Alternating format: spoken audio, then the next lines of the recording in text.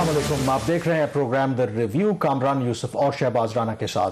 The review में हम पाकिस्तान की मईशत, खारजा अमूर और नेशनल सिक्योरिटी से जुड़े मामलात पे बात करते हैं।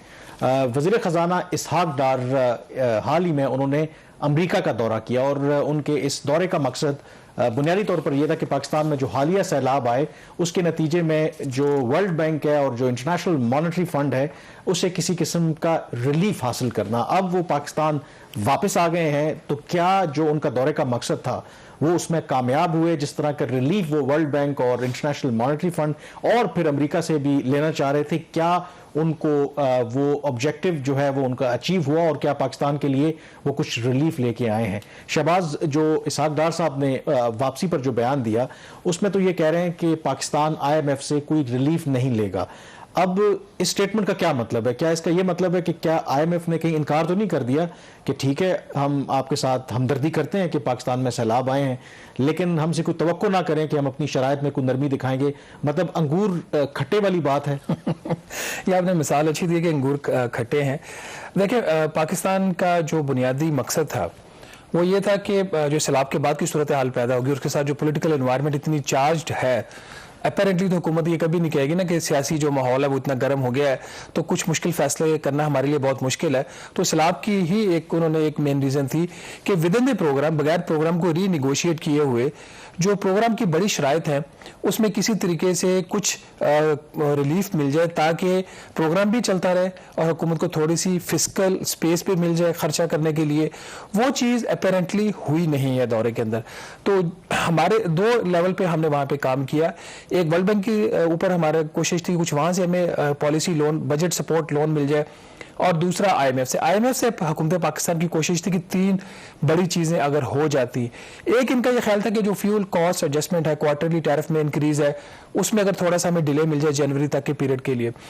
दूसरा, जो पेट्रोलियम डेवलपमेंट लेवी है उसका जो शेड्यूल था कि हमने उसको 50 रुपये फी लीटर डीजल पेट्रोल के ऊपर लेके जाना था, पेट्रोल के ऊपर जनवरी 2023 तक लेके जाना था और डीजल के ऊपर मार्च 2023 तक, उसमें हमें रिलीफ मिल जाए। और सबसे बढ़कर ये कि जो बाकी कर्जा रहता है जो हमने IMF का प्रोग्राम है $6.5 बिलियन का, उसमें भी $2.9 अरब बाकी रहता है। और जो बाकी कर्जा वो तीन कम से कम रिव्यूज़ में आपको मिलेगा। एक रिव्यू जो अभी ड्यू है उसका भी हम आगे जाके बात करते हैं, और उसके साथ ही अगर कोई एडिशनल फाइनेंसिंग मिल जाए। तो ये तीन बड़े ऑब्जेक्टिव्स जो थे हमारे IMF वाली साइड पे थे। बाय एंड लार्ज इन तीनों में कोई ख़ास प्रोग्रेस नहीं हुई। दूसरी साइड पे थी हमारा वर्ल्ड बैंक का। वर्ल्ड बैंक के साथ इस वक्त हमारे दो ऐसे हुकूमत की कोशिश है कि दो पॉलिसी लोन्स या बजट सपोर्ट लोन्स $1.05 अरब को 1 अरब मेरा ख्याल $50 करोड़ की वो दो लोन्स हैं।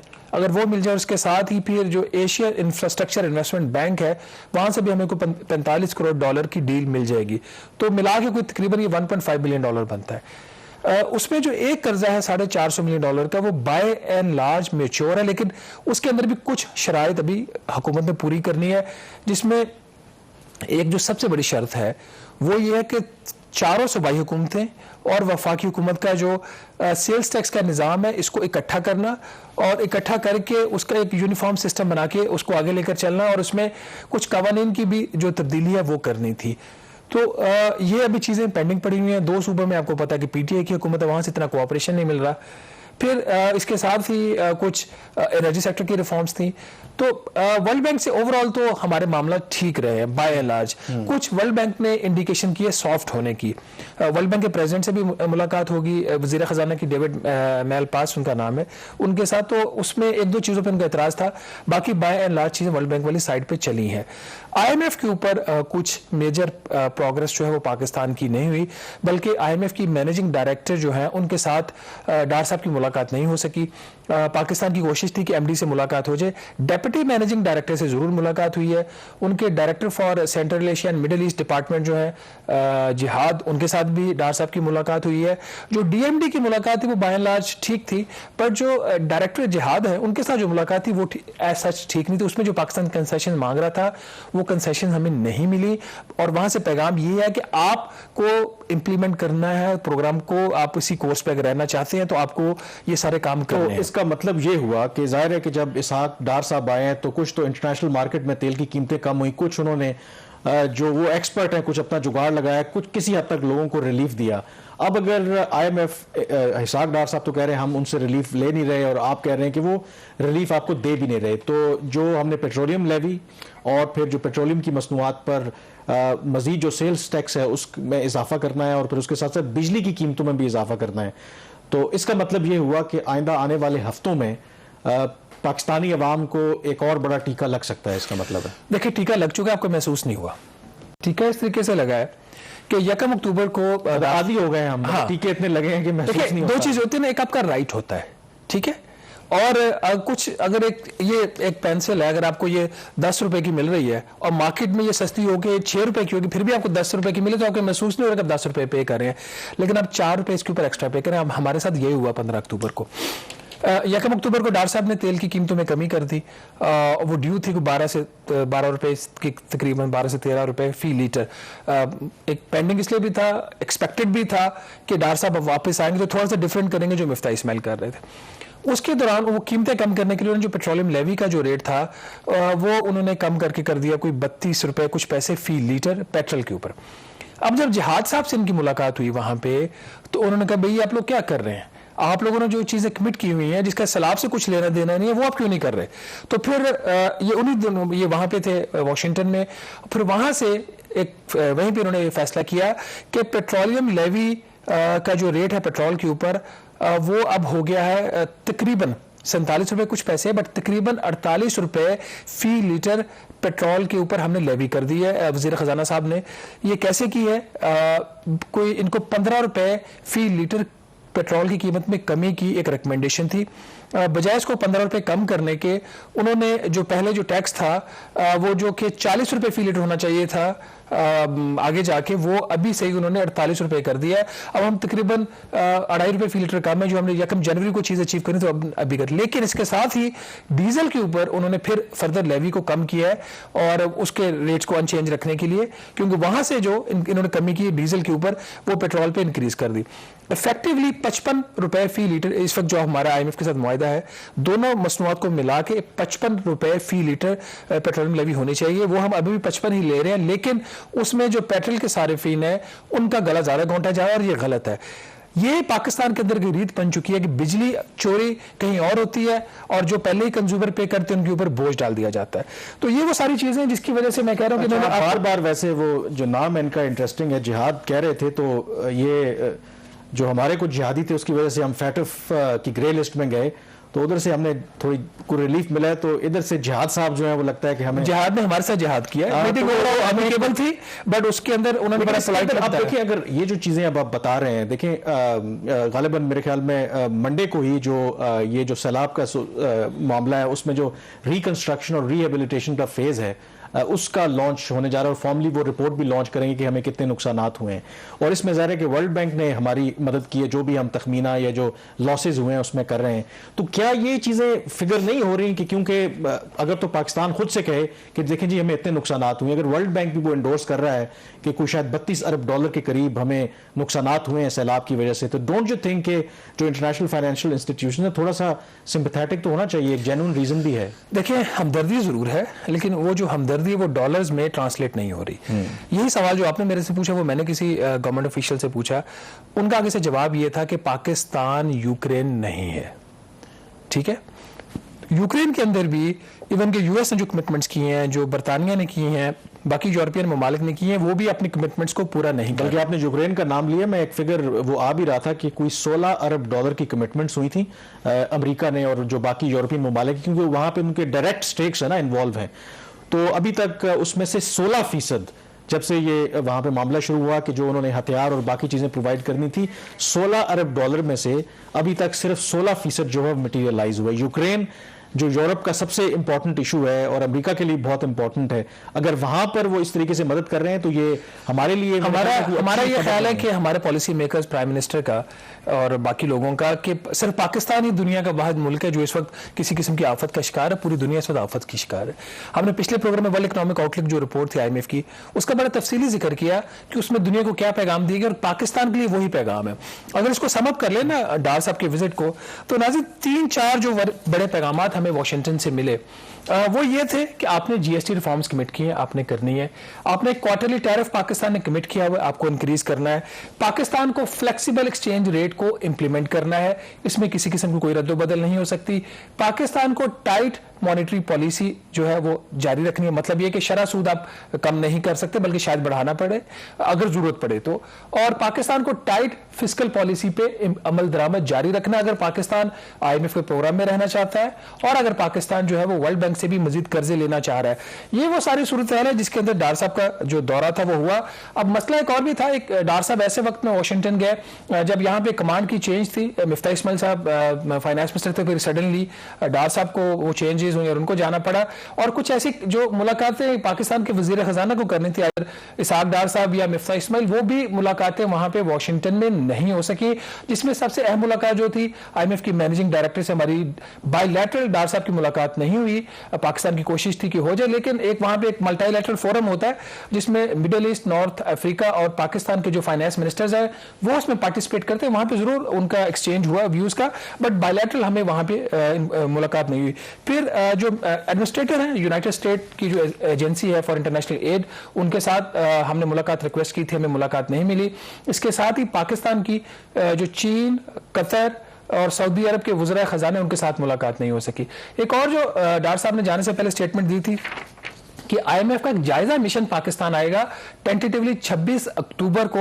इसलिए आएगा कि जो रिव्यू होगा अगला, उसके रिव्यू के साथ तकरीबन 90 करोड़ डॉलर या 1 अरब डॉलर के हमें जो किस्त मिलनी है, तो उसके लिए जायजा मिशन है पाकिस्तान को टेंटेटिवली 26 अक्टूबर से लेकर गालिबन 3 नवंबर तक का ये विजिट था, वो पाकिस्तान आना था। वो मिशन भी अब तकरीबन 3 हफ्ते से वो डिले हो गया है। और इसकी एक बहुत बड़ी वजह यह है कि अब डाटा जो है वो कंप्लीटली अवेलेबल नहीं है। सैलाब के जो नुकसान थे, इनिशियल प्रिलिमिनरी एस्टिमेट्स तो हैं, लेकिन रिपोर्ट जो है वो फॉर्मली नेक्स्ट वीक लॉन्च होगी। तो बॉटम लाइन इसके अंदर यही है कि काफी टाइट सूरत हाल है, बावजूद इसके कि पाकिस्तान की जो भी डोमेस्टिक पॉलिटिकल प्रॉब्लम्स हो, बावजूद इसके कि सैलाब हो, पाकिस्तान को एक टाइट मॉनिटरी और फिस्कल पॉलिसी का जो रास्ता है वो रास्ता है जिसमें आप शरह सूद कम नहीं कर सकते, आप बहुत ज्यादा जोर से ज्यादा खराजात नहीं कर सकते, उसके ऊपर पाकिस्तान को अमल करना है। मेरे ख्याल में यहाँ पे एक ब्रेक लेते हैं और ब्रेक के बाद एक और बात भी करेंगे कि एक बात पर जब वजीर खजाना वो बने ही थे तो डार साहब को बहुत गुस्सा आया था और उन्होंने धमकी भी लगाई थी।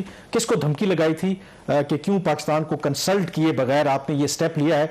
ब्रेक के बाद उस पर बात करेंगे, क्योंकि उस धमकी का कोई असर नहीं हुआ, मजीद पाकिस्तान के लिए शायद मुश्किलात बढ़ रही हैं। ब्रेक के बाद उस पर बात करेंगे। जी, ब्रेक के बाद एक दफा फिर आपको खुशामदीद कहते हैं। वजीर खजाना इसहाक डार गुस्से में थे जब जो इंटरनेशनल क्रेडिट रेटिंग एजेंसीज हैं, मूडीज ने पाकिस्तान की रेटिंग को डाउनग्रेड किया था और उन्होंने इवन के मीडिया से बात करते हुए कहा था कि वो बिल्कुल अमेरिका जा रहे हैं, वो बात करेंगे उनसे कि उन्होंने कैसे ये पाकिस्तान की जो रेटिंग है वो डाउनग्रेड की है, और उन्होंने पाकिस्तान से मशावरत भी नहीं की। लेकिन शहबाज मूडीज की जो रेटिंग है वो तो अपनी जगह पे, अब एक और जो इंटरनेशनल क्रेडिट रेटिंग एजेंसी है फिच, उसने भी पाकिस्तान की जो क्रेडिट रेटिंग है उसको डाउनग्रेड कर दिया और ये भी कहा है कि पाकिस्तान के दिवालिया होने के जो खतरात हैं वो बढ़ गए हैं।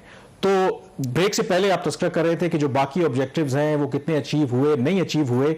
ये भी तो एक उनका ऑब्जेक्टिव था कि जो इंटरनेशनल क्रेडिट रेटिंग एजेंसीज हैं उनको पाकिस्तान की जो एक्चुअल ग्राउंड सिचुएशन है उसके बारे में बताना। लगता है कि उस हवाले से भी कोई कामयाबी नहीं मिली। अगर फिच की रेटिंग डार साहब की तीनों रेटिंग एजेंसीज के जो रिप्रेजेंटेटिव्स थे उनसे मुलाकातें हुई, फिच और स्टैंडर्ड एंड पुअर्स, इन दोनों रेटिंग एजेंसीज से मुलाकातें उनकी 13 अक्टूबर को हुई। और मूडीज जो पहले पाकिस्तान को डाउनग्रेड कर चुका था, उनसे मुलाकात गालिबन उनकी 15 अक्टूबर को हुई थी। तो ऐसा नहीं वहां पे पाकिस्तान ने बात नहीं की, लेकिन दुनिया जो है वो हमारे कहने पे नहीं चलती, उसका एक अपना मजाज है। और उसके अंदर एक जो और एडेड फैक्टर आ गया है कि जो इंटरनेशनल पॉलिटिक्स है वो भी अपना एक रोल प्ले करती है। आईएमएफ क्या कहता है, वर्ल्ड बैंक क्या कहता है, ये इंटरनेशनल रेटिंग एजेंसीज क्या कहती हैं, हमेशा ये बात जहन में रखनी चाहिए कि जो यूएस का ट्रेड डिपार्टमेंट है, यूएस का स्टेट डिपार्टमेंट है, उनका कहीं ना कहीं किसी ना किसी तरीके से कोई ना कोई रोल होता है। इसका मतलब ये हरगिज नहीं है कि एक पॉलिटिकल जो एटमॉस्फेयर है उसकी वजह से सारी हमारे साथ ज्यादतियां हो रही हैं, बट यस एक पॉलिटिकल फैक्टर अपनी जगह पे और जो इकोनॉमिक फैक्टर्स हैं वो अपनी जगह पे। लेकिन पॉलिटिकल फैक्टर से ज्यादा एक चीज ये भी देखे ना कि ये ठीक है, कल भी हम बात कर रहे थे कि हर मामले का आप इल्जाम दूसरों को दें। अगर यही इस वक्त जो हमारे फॉरेन रिजर्व्स हैं वो कहाँ पे खड़े हुए, शायद 7.6 बिलियन डॉलर पे हैं। यही अगर 15-20 बिलियन डॉलर होते थे, डू यू थिंक कि ये इंटरनेशनल क्रेडिट रेटिंग एजेंसी जो हैं हमारी जो रेटिंग है वो डाउनग्रेड करते हैं। ये बात बिल्कुल ठीक है। मैं ये कह रहा हूँ इकोनॉमिक फैक्टर्स अपनी जगह पे होते हैं, बट अब इसके अंदर जो सूरत हाल है, फिच ने कल पाकिस्तान की जो क्रेडिट रेटिंग है वो बी नेगेटिव से उन्होंने डाउनग्रेड करके CCC पॉजिटिव कर दी। इसका जो मतलब ये हुआ कि पाकिस्तान का जो कर्जा है वो हाईली रिस्की है, पाकिस्तान के दिवालिया होने के खदशात बढ़ गए हैं, जिसकी वजह से पाकिस्तान को डाउनग्रेड कर दिया गया। पाकिस्तान को क्यों डाउनग्रेड किया गया फिच की तरफ से? ये बाय एंड लार्ज वही इसकी वजूहात हैं जो मूडीज ने भी पाकिस्तान को डाउनग्रेड किया था। और डार साहब का ये ख्याल था कि हमारा जो मौकिफ है उसको पूरी तरह सुना नहीं गया और हमें समझा नहीं गया। बट जो फिच ने अपनी स्टेटमेंट जारी किया उसके मुताबिक पाकिस्तान के जो फॉरेन एक्सचेंज रिजर्व्स हैं वो बहुत ज्यादा कम हो गए हैं। $7.5 अरब के करीब हमारे गैर मुल्की ज़र मुबादला के ज़खायर हैं। दूसरों ने कहा कि पाकिस्तान को कोई नया मेजर इंटरनेशनल इनफ्लो नहीं मिल रहा। याद रहे कि 2 सितंबर को पाकिस्तान को IMF की तरफ से $1.2 अरब की किस्त मिली थी। इसके बावजूद हर हफ्ते जब स्टेट बैंक ऑफ पाकिस्तान अपनी रिपोर्ट जारी करता है उसकी रिजर्व्स की पोजीशन की, तो रिजर्व्स में मुसलसल कमी आ रही है। और एक और इंडिकेशन जो मल्टीलैटरल्स है, जो जिनका काम ही दुनिया को कर्जा देना है प्रोजेक्ट्स के लिए, बजट सपोर्ट के लिए, उनकी तरफ से पहले 3 माह में पाकिस्तान को हार्डली को $70 करोड़ का कर्जा मिला है। और ये एक बहुत बड़ा सवालिया निशान जो है, अदर देन अगर आपकी जो मैक्रो इकोनॉमिक फैक्टर है उसके अलावा जो एडमिनिस्ट्रेटिव मशीनरी है, खासतौर पर मिनिस्ट्री फॉर इकोनॉमिक अफेयर्स, उनकी जो सलाहियत है उसके ऊपर एक सवालिया निशान है कि ये एजेंसीज क्या कर रही है, ये हुकूमती इदारे क्या कर रहे हैं, ये क्यों प्रोजेक्ट फाइनेंसिंग की जो डिसबर्समेंट है उसको फास्ट ट्रैक नहीं कर रहे। तीसरा उन्होंने कहा जी कि जो इंपॉर्टेंटली कि जो पॉलिसी रिस्क पाकिस्तान के बहुत ज्यादा बढ़ गए सैलाब की वजह से। फिच का ये ख्याल है कि जो टाइट मॉनिटरी और टाइट फिस्कल पॉलिसी जिसका अभी हम जिक्र भी कर रहे थे, उसके ऊपर अमल दरामद करना थोड़ा सा मुश्किल हो जाएगा। और इसके साथ ही 2-3 चीजें हैं जो उन्होंने अपने स्टेटमेंट में कोट की हैं कि पाकिस्तान ने कुछ चीजें IMF के प्रोग्राम में तय की थी, जैसे पेट्रोलियम डेवलपमेंट लेवी, उन्होंने कहा 1 अक्टूबर को उसका रेट कम कर दिया गया, ऑल्दो पाकिस्तान ने बाद में उसको बढ़ा दिया। दूसरा उन्होंने कहा जी कि अक्टूबर से क्वार्टरली टैरिफ एडजस्टमेंट आनी है, वो अभी तक नहीं आई। और जो एक मजबूत रुपया जो वजीर खजाना की एक स्टेटमेंट थी उसका उन्होंने बाकायदा रेफरेंस दिया है कि इसहाक डार साहब फॉरेन जो करेंसी है पाकिस्तान की उसको मजबूत देखना चाह रहे हैं, और इसहाक डार साहब जो स्टेट बैंक ऑफ पाकिस्तान का कानून है उसमें तरमीम चाहते हैं। तो ये दोनों जो चीजें हैं, ये IMF के प्रोग्राम के जो ऑब्जेक्टिव्स तय हुए हैं उससे बिल्कुल ये उसकी मुतजाद चीजें। इसके साथ कामरान उन्होंने जो इंपॉर्टेंट बात कही कि पाकिस्तान के वज़ीर खजाना की स्टेटमेंट में तसलसल नहीं है। इस स्टेटमेंट के अंदर उन्होंने कहा कि मिफ्ता इस्माइल ने पेरिस क्लब से डेट रीशेड्यूलिंग की बात की, प्राइम मिनिस्टर ऑफ पाकिस्तान ने रीशेड्यूलिंग की बात की, और इसहाक डार ने आके कहा कि हमें ये रीशेड्यूलिंग नहीं चाहिए। तो दुनिया को हम इस जो सिग्नल दे रहे हैं वो बड़े मिक्स दे रहे हैं। तो क्लैरिटी, बाकी जो चीजें अपनी जगह पे, इंटरनेशनल पॉलिटिकल आपकी आर्म ट्विस्टिंग हो रही है, इकोनॉमिक फंडामेंटल्स वीक है, इसके साथ साथ जो इनकंसिस्टेंसी इन स्टेटमेंट्स है वो बहुत इंपॉर्टेंट है, उसको भी हाईलाइट किया उन्होंने। बिल्कुल, और इस पे मेरे ख्याल में फिर हमें एक क्लैरिटी के साथ चीजें चलनी चाहिए। लेकिन इसके अंदर जो कैच है जिसमें ये खुद कह रहे हैं, ब्रेक से पहले जैसे आप तस्करा कर रहे थे कि पाकिस्तान में जो फ्लड की सिचुएशन है, जाहिर है कि जो इकोनॉमिक रियलिटीज़ हैं वो चेंज हो गई हैं, और इसमें ये कहीं ना कहीं एक्नॉलेज कर रहे हैं कि फ्लड्स की वजह से जो टाइट मॉनिटरिंग जो पॉलिसी है, मॉनिटरी पॉलिसी है, वो पाकिस्तान के लिए शायद जारी रखना जो है वो मुश्किल हो जाएगा। तो ये तो फिर देखें ना, अगर इंटरनेशनल क्रेडिट रेटिंग एजेंसीज भी इसको एक्नॉलेज कर रही हैं, तो डोंट यू थिंक कि IMF के साथ जब भी हमारा 9th रिव्यू होगा तो ये जो कुछ ग्राउंड रियलिटीज हैं इनको सामने रखते हुए कुछ चीज़ों को देखने की ज़रूरत है, बजाय इसके कि आप एक सेम जो रेसिपी है, क्योंकि एक एबनॉर्मल सिचुएशन है ना। आप तो देखिए, इसमें कोई शक वाली बात नहीं है कि हमें ये कहा जा रहा है कि आप जो रास्ता आपने तय किया उसके ऊपर आप चलते रहें, लेकिन जब वो पाकिस्तान आएंगे, पाकिस्तान की ग्राउंड रियलिटीज़ को देखेंगे, और इंपॉर्टेंटली पाकिस्तान की कमिटमेंट कि आप कितने कमिटेड हो। हमेशा ऐसा नहीं होता कि जो प्रोग्राम आपने साइन किया होता है वो 100% इंप्लीमेंट होता है। जो 2013 से 2016 का भी IMF का प्रोग्राम था जिसको हमने मुकम्मल किया था, उसके अंदर भी वेवर्स थे।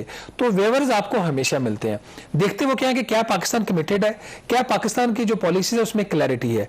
तो अगर ये दोनों चीजें, कमिटमेंट, पॉलिटिकल कमिटमेंट और clarity in policy and consistency in policies, अगर वो देख लेते हैं और उनको समझ आ जाती है कि इसहाक डार साहब ठीक है, वो एक रास्ते पे लेके चीजों को चलना चाह रहे हैं, तो वो आपको रिलीफ भी दे सकते हैं। ये डिपेंड करता है मिशन के यहाँ पे आने पे। लेकिन एक चीज कामरान इसके अंदर वही होता है कि अभी ये एक और खबर हम दे रहे हैं कि अभी हमारे प्राइम मिनिस्टर जा रहे हैं चाइना, तो जो चीन का जो विजिट है ये पाकिस्तान के लिए इकोनॉमिक फ्रंट पे कुछ प्रॉब्लम्स क्रिएट कर सकता है। From the international monetary fund भी हो सकता है, वर्ल्ड बैंक भी हो सकता है, क्योंकि इस वक्त दुनिया के अंदर आपको पता है ना कि पूरी रीअलाइनमेंट्स हो रही हैं, चीन, पाकिस्तान, रूस, अमेरिका, फिर अब वो वर्ल्ड बैंक और IMF, इसमें कोई शक वाली बात नहीं, उनके इन्फ्लुएंस के अंदर है, तो ये भी एक फैक्टर हमेशा प्ले होता है। FATF में हमें रिलीफ मिल गया, उसके लिए हमने बहुत ज्यादा और हमारी अगर आप अप्रोच देखें तो इस वक्त लग ये रहा है कि इनिशियली जो भी हमने बैलेंस करने की कोशिश की, अगेन जो टिल्ट है हमारा चीन की तरफ और सऊदी अरब की तरफ। सऊदी अरब की भी आजकल जो मामलात हैं अमेरिका के साथ ठीक नहीं है, और इवन रशिया के मामले में भी हमारी पॉलिसी में कोई तब्दीली नहीं आई। हमने जो UN जनरल असेंबली में जो करारदाद आई थी उससे अब्सटेन किया है, तो इसके मतलब पाकिस्तान के लिए कॉन्सिक्वेंसेस हो सकते हैं। लेकिन अगेन वही वाली बात है कि अब पाकिस्तान करे क्या? अगर अमेरिका आपको हार्ड कैश नहीं देगा, मगरब आपको कोई रिलीफ देना नहीं चाहता, तो फिर आपको जो यूजुअल सस्पेक्ट्स हैं, वही जो हमारे पुराने दोस्त हैं, चीन, सऊदी अरब, इन्हीं से आज वज़ीर ख़जाना की मुलाकात हुई है चीन के सफीर से, और उसमें उन्होंने रिक्वेस्ट किया डेट रोल ओवर की। वो कौन सा है कौन सा नहीं, उसके लिए कल मैं एक्सप्रेस ट्रिब्यून के लिए खबर करूंगा, डिटेल ज्यादा उस पर आज बात नहीं करते। एक पॉजिटिव चीज और चीन का, वैसे एक बात और, चीन का विजिट इसलिए भी इंपॉर्टेंट है क्योंकि अब जब शहबाज शरीफ साहब जाएंगे, आपको पता ना कि इस हफ्ते वहां पर उनका जो चाइना की कम्युनिस्ट पार्टी है, जो सालाना उनका इजलास होता है, और जो शहबाज शरीफ साहब जब जाएंगे तो जो प्रेसिडेंट शी हैं उनकी 3rd टर्म का आगाज होगा, और मजीद वो उससे पहले से भी ज्यादा पावरफुल होंगे, और शहबाज शरीफ साहब वो पहले लीडर होंगे जो इस 3rd टर्म जो शुरू होगी। तो और इस 3rd टर्म शायद उनको एक जो उनकी कम्युनिस्ट पार्टी ने फैसला कर लिया, तो अब वो शुरू मार्च 2023 से शायद स्टार्ट होगी, बट मतलब वो उनकी अप्रूवल जो है अप्रूवल के वहां पे ये सेरेमोनियल और बाकी चीजें, एक और डेवलपमेंट हुई है ना उसमें, जो प्रेसिडेंट ली है, सॉरी प्राइम मिनिस्टर ली है चाइना के, उनको प्रीमेच्योर रिटायर किया जा रहा है। जो अभी इनिशियल वहां पे खबरें आ रही हैं, तो नए प्राइम मिनिस्टर की सिलेक्शन भी वहां पे होगी, उसमें भी शायद नई लीडरशिप की भी जो वहां पे अप्रूवल होती है। एक पॉजिटिव चीज ये है कि जहां पे वर्ल्ड बैंक IMF से भी हमें काफी टफ टाइम मिल रहा है, एशियाई तरक्याती बैंक ने कल कोई $1.5 अरब का कर्जा उन्होंने अप्रूव किया है, और ये सिंगल लार्जेस्ट ट्रांच एवर है जो पाकिस्तान को दी गई है। उससे रिजर्व में आपको क्वेश्चन मिलेगा, और ये सबसे इंपॉर्टेंट ये है कि मंडे को ही इसकी साइनिंग हो जाएगी, विदिन 3-4 डेज ये पैसा। और लोगों को ये भी बताया ना कि एशियन डेवलपमेंट बैंक को डोमिनेट करता है चीन और जापान, ठीक, और मेनली चीन करता है, मेनली चीन। चले यहाँ पे ब्रेक लेते हैं, और ब्रेक के बाद जरा थोड़ी सी बात करते हैं कि पाकिस्तान में एक जो मामला, वैसे तो इतनी ज्यादा महंगाई है गाड़ी अफोर्ड करना, और गाड़ी ले भी लें तो पेट्रोल के आपके पास पैसे नहीं उसको चलाना, लेकिन उसके बावजूद पाकिस्तान में जो एक लूट मार मचाई हुई है, जो लोकल असेंबलर्स हैं, मैन्युफैक्चरर्स हैं, ब्रेक के बाद इसका तस्करा करेंगे कि कैसे ये जो पाकिस्तानी अवाम को ये लूट रहे हैं।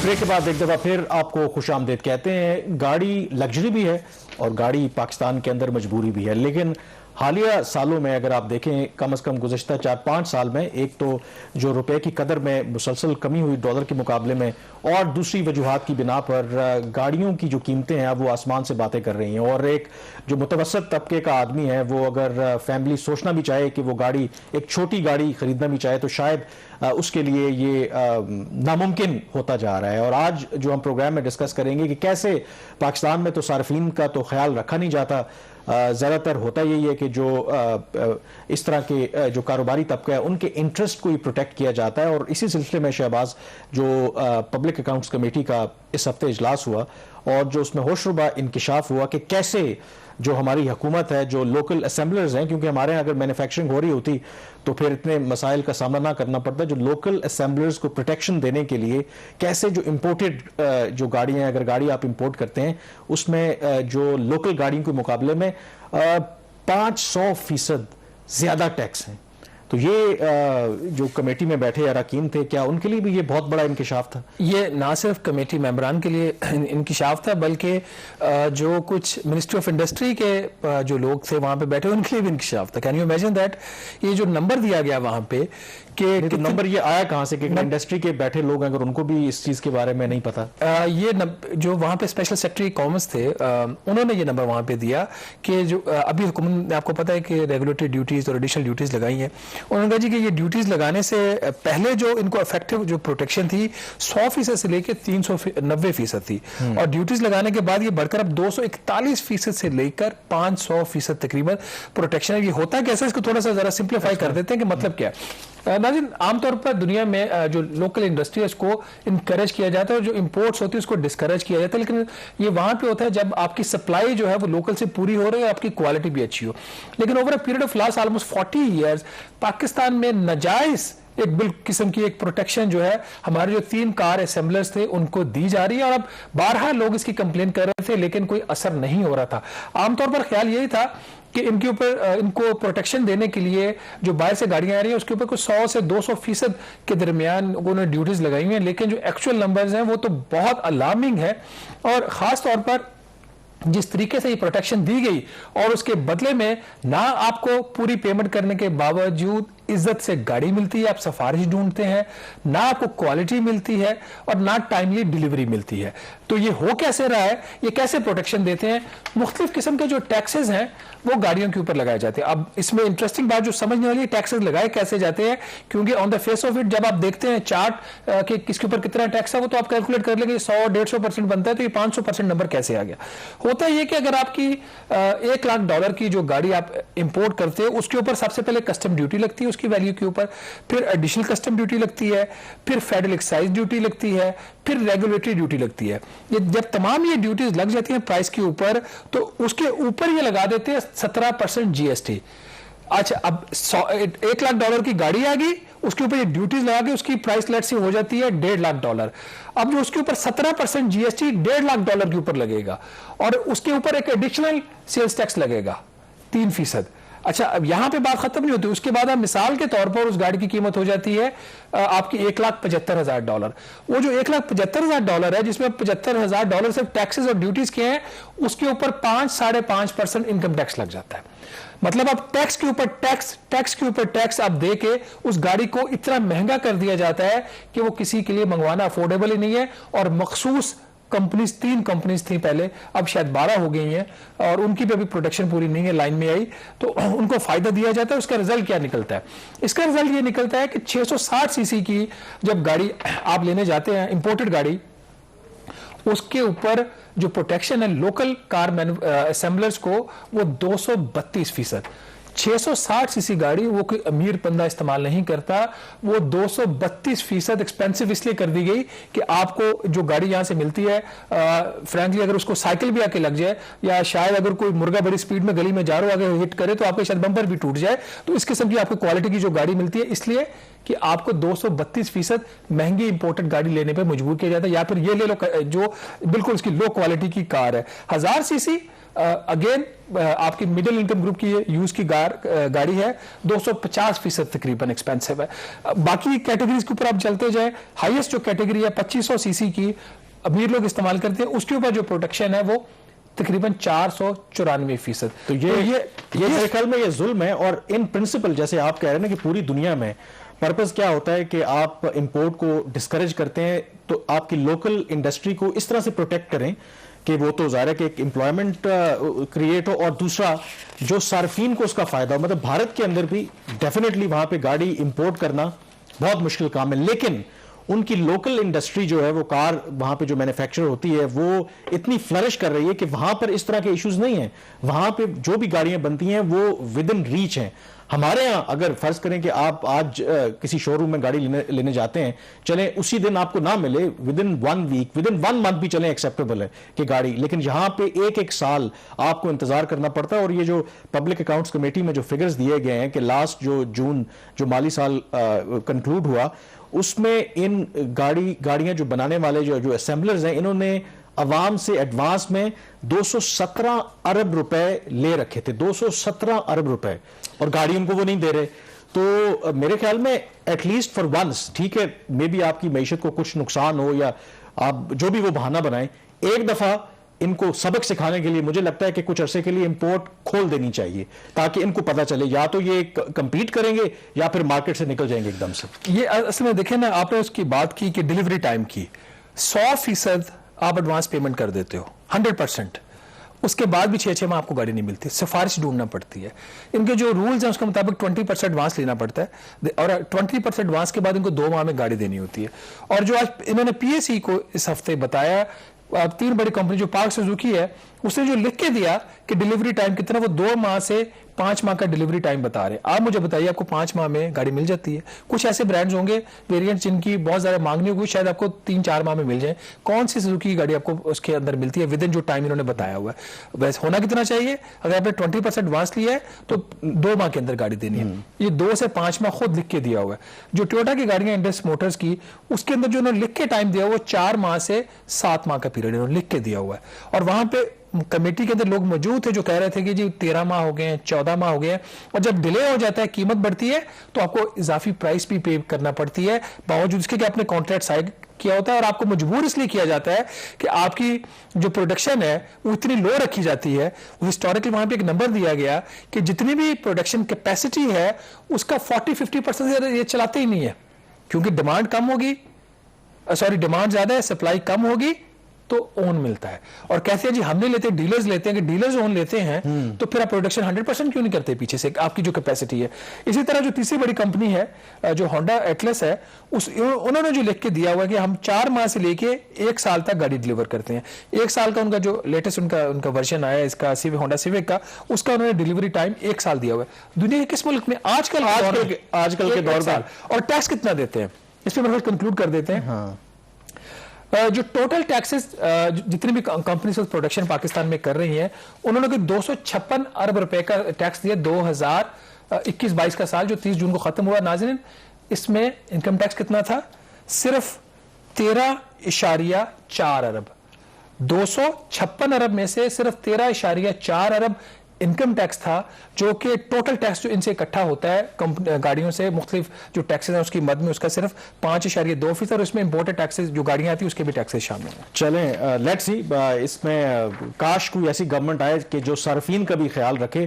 कहने को रेगुलेटर्स तो होते हैं, लेकिन पता नहीं वो कहाँ पे ये काम कर रहे होते हैं। ब्रेक लेंगे, ब्रेक के बाद हमारी डिस्कशन इकोनॉमी पे ही जारी रहेगी।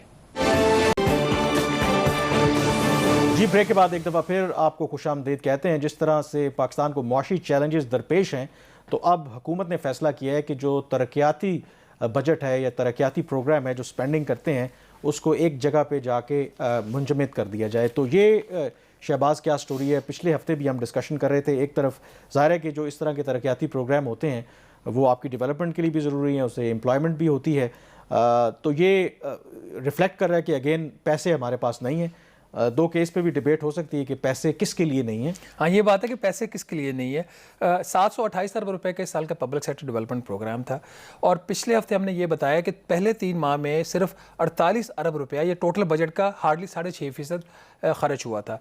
अभी इस पर डेवलपमेंट ये है कि चूँकि बजट की हालात इतने ज़्यादा टाइट हैं और आलमी बरादरी से हमें इसके ऊपर कोई ख़ास मदद नहीं मिल रही, तो इन्होंने फ़ैसला ये किया है कि जो टोटल बजट है PSDP 727 अरब, उसका सिर्फ 20% जो है वो खर्च हो सकता है पहले 6 माह में। दैट मीन्स कि इफ़ेक्टिवली जो इनकी अपनी जो रेगुलेशंस थी वजारत ख़जाना की, के जो इन्होंने जुलाई में जारी की थी बिफोर द फ्लड्स, के 45% आप खर्च कर सकते हो, कुछ 350 अरब रुपया बनता है।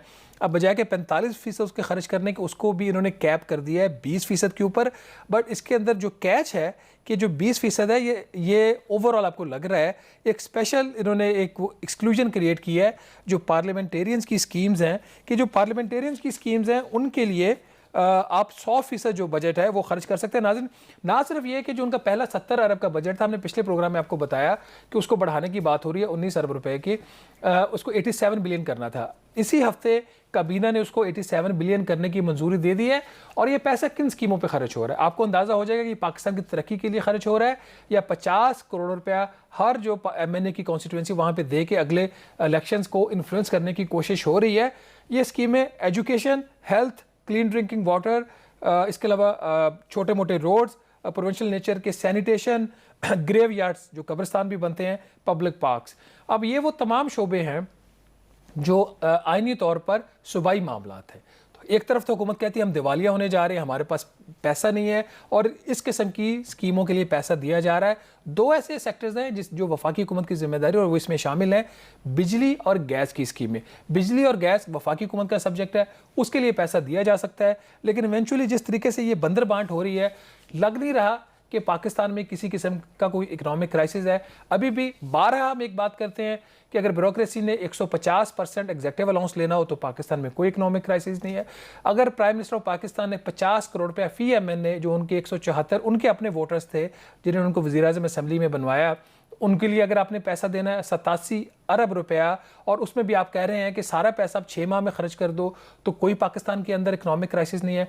और इकोनॉमिक क्राइसिस के नाम पर अगर आपके ऊपर 35 रुपये फी लीटर पेट्रोलियम लेवी होनी चाहिए और 48 रुपये लग जाए क्योंकि IMF नहीं मानता, तो मेरा ख्याल इस किस्म की जो मुतज़ाद पॉलिसीज़ हैं ये हुकूमत के लिए कोई अच्छी जो है गुडविल पैदा यहाँ पे नहीं कर रही। वैसे जो फिच की रिपोर्ट है उसके अंदर ये भी कहा गया है ना कि अगर पाकिस्तान का जो IMF के साथ प्रोग्राम है वो जून 2023 में ख़त्म होना है, तो उनको ये भी खदशा है क्योंकि फिर इलेक्शन ड्यू है। वैसे तो पता नहीं है कि इलेक्शन कब हो, तो उनको ये भी खदशा है कि फिर जब इलेक्शन ईयर होता है तो ऑलरेडी इसकी एक मिसाल है, तो फिर हुकूमत जो है वो ख़जाने के मुंह खोल देती है, तो उसमें अगेन जो टाइट मॉनेटरी पॉलिसी है वो फिर पता नहीं कहाँ से कहाँ चली जाती है। तो ये भी खदशात जो इंटरनेशनल फाइनेंशियल इंस्टीट्यूशंस के हैं कहीं ना कहीं जायज़ भी हैं, क्योंकि जब आप इकॉनमी के बजाय पॉलिटिकल कंसिडरेशंस पे फैसले लेते हैं तो फिर प्रॉब्लम्स भी आती हैं। बहरहाल प्रोग्राम द रिव्यू से इतना ही। मुझे कामरान यूसुफ और शहबाज राना को आप इजाज़त दीजिए। अल्लाह हाफ़िज़।